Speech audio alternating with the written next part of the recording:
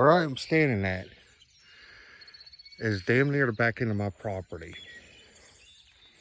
You can see where Keith Yost was here yesterday. And I wouldn't feel comfortable enough to drive a piece of equipment in here yet. But I am comfortable enough to stand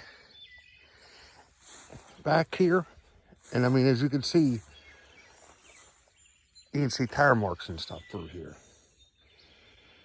And this ground basically has stayed saturated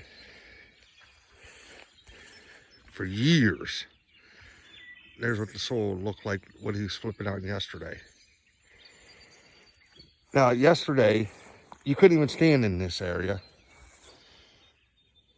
because it was just so soupy and swampy. I don't mean like swampy like in gator swampy, but you'd sink up to your ass. That's how crappy this area was. And this is what, I don't know what kind of grass this is called. But normally, you'd have to wait for the dry season to even get into here. And yet, here I am, less than 24 hours later,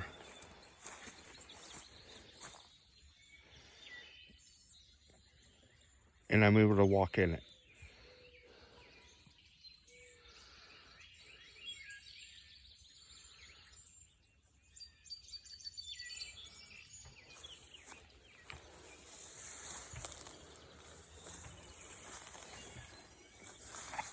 There's what's funny. You still got water.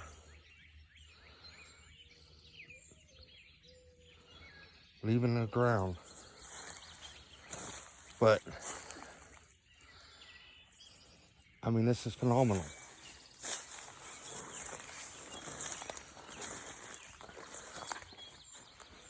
So if anybody, like I said, if anybody can explain this phenomenon, love to hear it.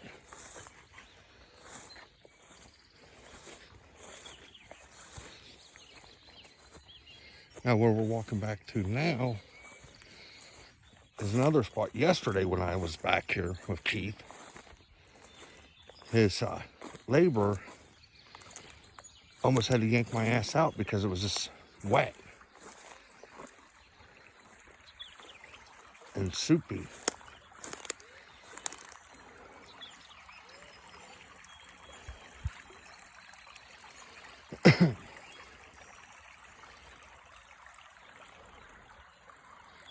So basically, the philosophy is going to be this.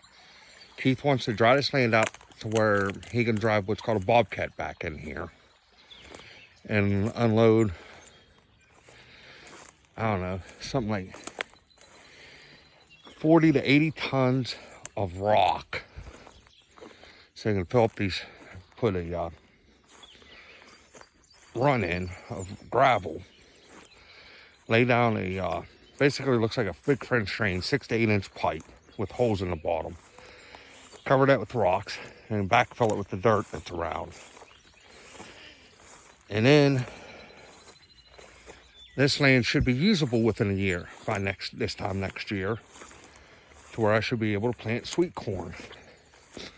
But anybody who's ever been on this land knows where I am standing at.